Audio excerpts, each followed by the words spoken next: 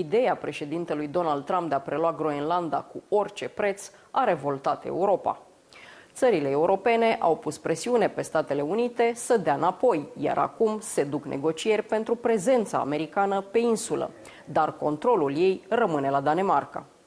De ce este Groenlanda atât de importantă și de ce întreaga zonă arctică este un punct strategic pentru securitatea lumii, discutăm cu Kate Hansen Bundt, secretarul general al Consiliului Arctic Norvegian.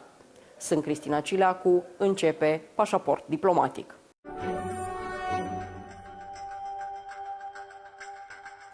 Kate Hansen Bundt, Secretary General Norwegian Atlantic Committee, welcome to Diplomatic Passport. Thank you very much.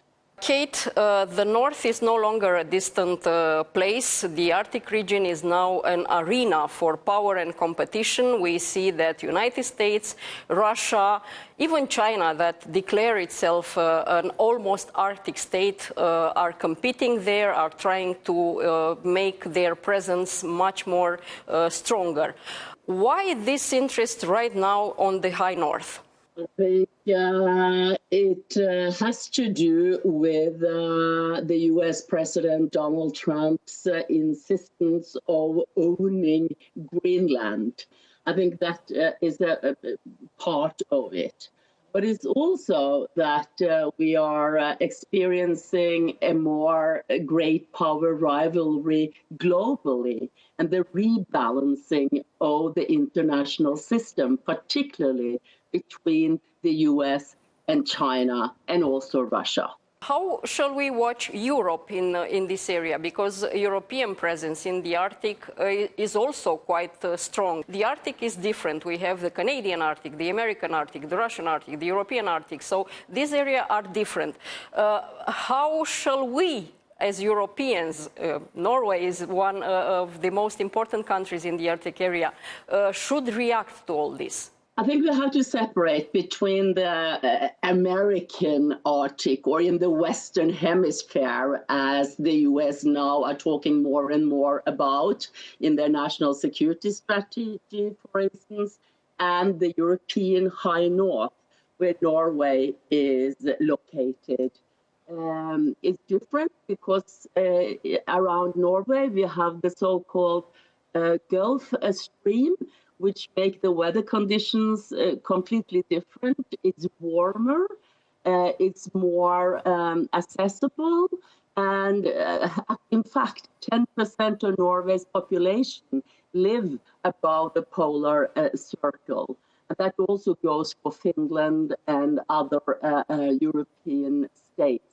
In Alaska and in the high north of Canada, it's a more tougher climate.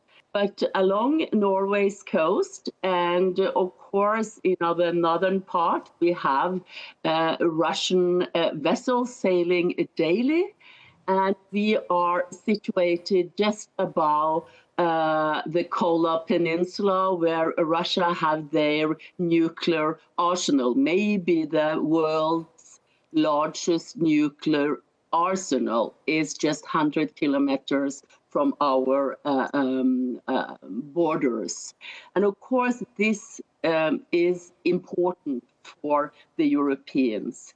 But it's also important due to the diplomacy around Greenland at the moment, to stand by Denmark, which are in fact a small state in Europe, part of the European Union, part of NATO, and to, in a way, stand up for sovereign territorial independence. And that's very important at the moment, to support Denmark in its diplomacy with our ally, the United States. Speaking about Greenland, the recent case, let's say, of Greenland, the declaration of the President of the United States and all this fuss created around the Greenland island, show to everybody that not only Russia is a threat, let's say, in the Arctic area, but also allies can have problems among each other. Now we can look at Greenland like a territory for NATO NATO to prove that it can be the peacemaker among its own members. Do you think this is a mission that could be successful, or shall we expect more trouble ahead? I think we have to ask for the motivation of Donald Trump and the United States in their Greenland diplomacy. If it is about security, strategic interest, they have an agreement with Denmark from 1951, which allowed them to increase their military activity on Greenland quite considerably. Is it about minerals or rare earth material? They can also have a deal with Denmark and Greenlanders.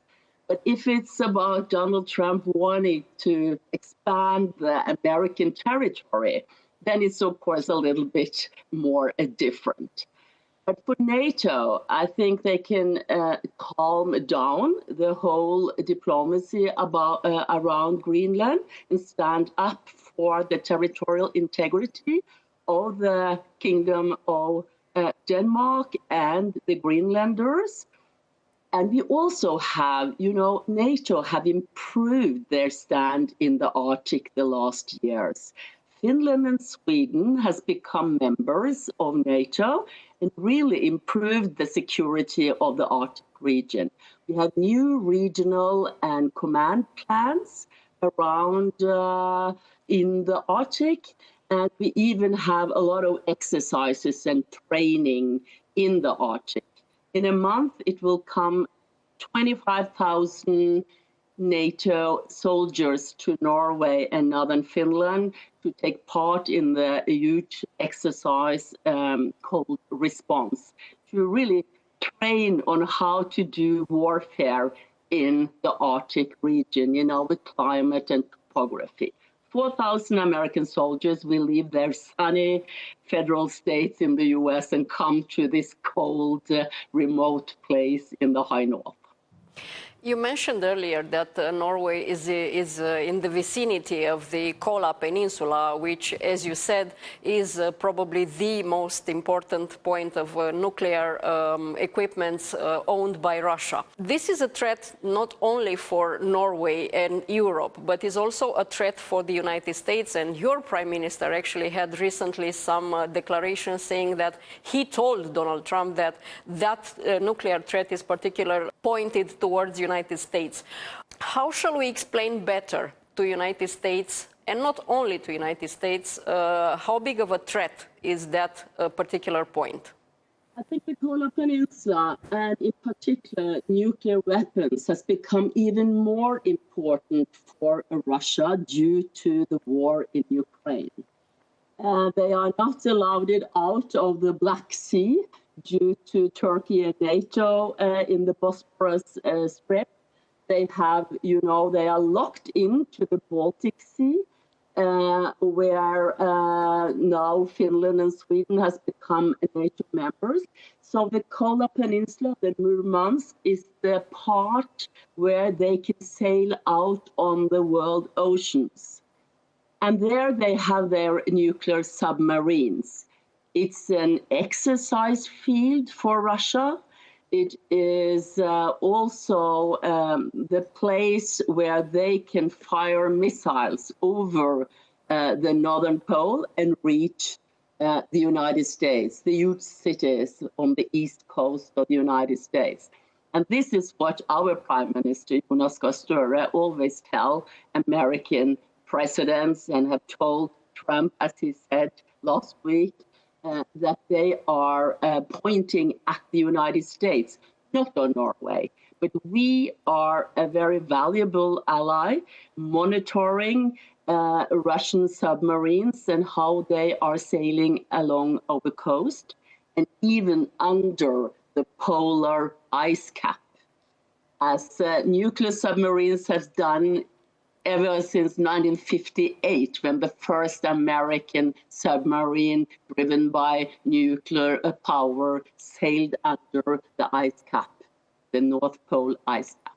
You monitoring the nuclear submarine of the Russians and all the Russian movement in the high north, but also we have to mention that other secret services in the area surveilled other countries just to reassure everybody that everybody knows what everybody does. But nowadays we see that the intelligence services are rather seeking for vulnerabilities into others, especially Russian and even Chinese services are spying in the region, trying to see what vulnerabilities are to the rest of the countries. Do you think that in Europe we are prepared to face these threats that Russians and Chinese are doing hybrid movements and decisions like these ones? No, and I think you are pointing at a very important fact that it's on the hybrid side of warfare the most activity is happening. Of course, we had the brutal war in Ukraine, but besides that, it's on the hybrid field. And we see also that the Russian shadow fleet, which are breaking the sanctions, delivering oil and gas on the free market, are also sailing along our shores and are operating in European waters. We had the GPS jamming from Russia in our northern counties every day. And we see them operate, trying to mix into the public debate with an information warfare. And this is both China and Russia using these kind of tools. And what can we do in our open democratic societies? It's difficult because we want to have freedom of speech. We want all the other democratic liberties. But on the other hand, we have to react and be cautious about this kind of impact on how we shape our policy, because that's what they want to. They want us to come up with other political solutions. So we have to watch out for that. Everybody is talking about the fact that the glaciers are melting, so new commercial routes are opening in the Arctic area. Why is it important that this area should be open to anyone and not threatened by particular countries? It opens up new sailing lines for commercial activity. But when we look at the Northeast Passage, which are in the high north of Norway, it goes along the Russian coast, the Siberian coast. It is open a couple of months a year, but it will take maybe 10, 20 years before it can be opened for really commercial activity. But it will shorten the distance from the Indo-Pacific, from China's big industrial factories with their commodities on their way to the markets in Europe. It will cut it with at least 1 week if you go through the Suez Canal, or if the Suez Canal happens to be closed, you will have to go around Africa to the European markets, and that's 3 more weeks. So it will, be good for business if it's opened. But today, at current, you need Russian icebreakers to open the waters. And of course, it's the coastal state who have rights in this waters, because you have to go rather close to the coast. So for the public to understand, all these current movements into the Arctic region are done for something that could be operating in the next 10 or 20 years. The commercial yes, and of course it will also open for warships.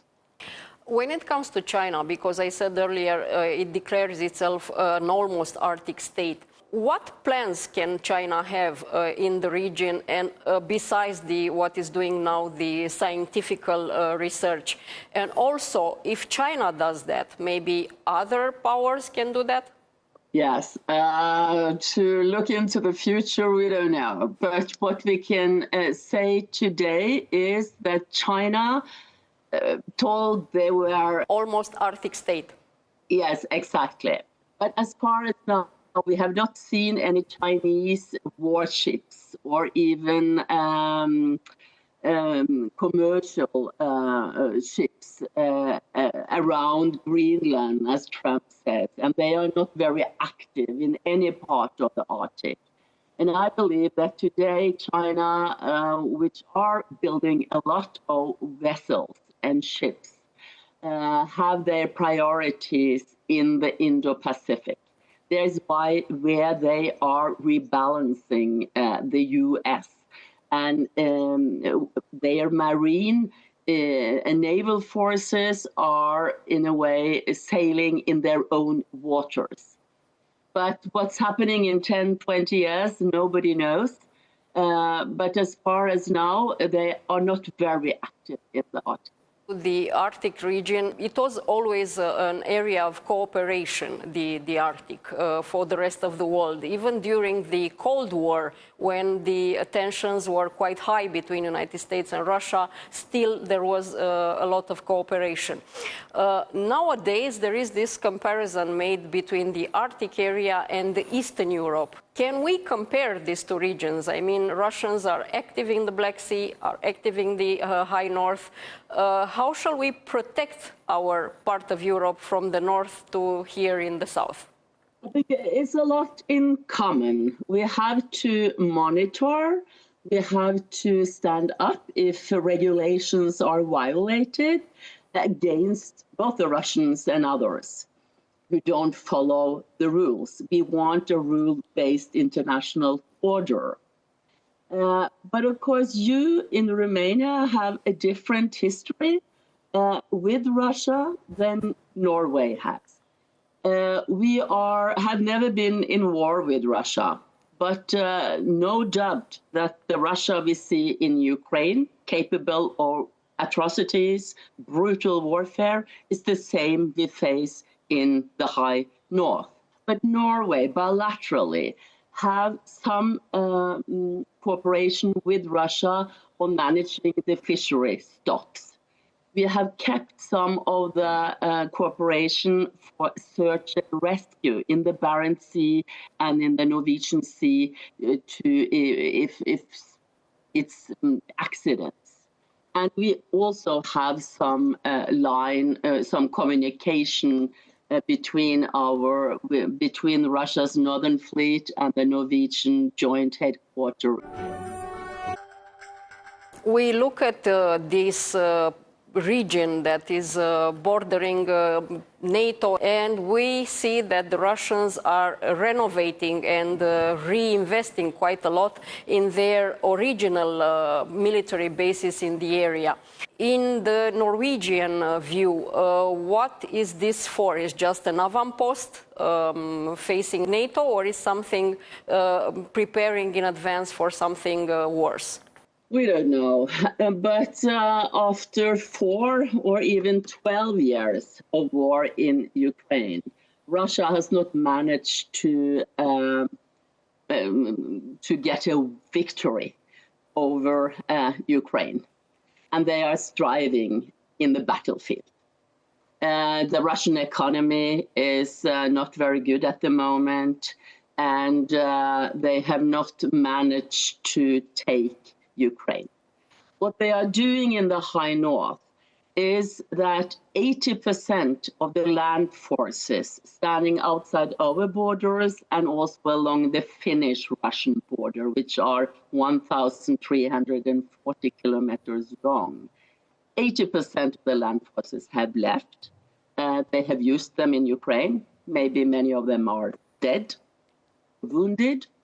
But the Air Force and the maritime forces are still intact.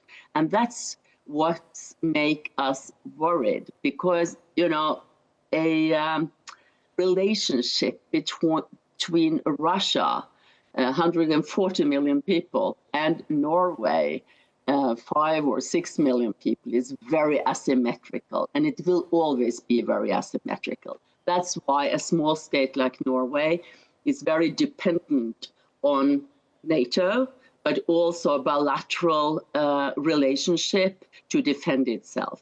But of course, the Nordic region is cooperating much more and closer than it did before due to Russia's war in Ukraine. And they are using the bases up on the Kola to send missiles to Ukraine and in its own warfare. And we are also monitoring and watching Russia's new weapons, which are tested outside our borders and in our waters. Kate Hansen Bundt, thank you so much for this interview. Thank you.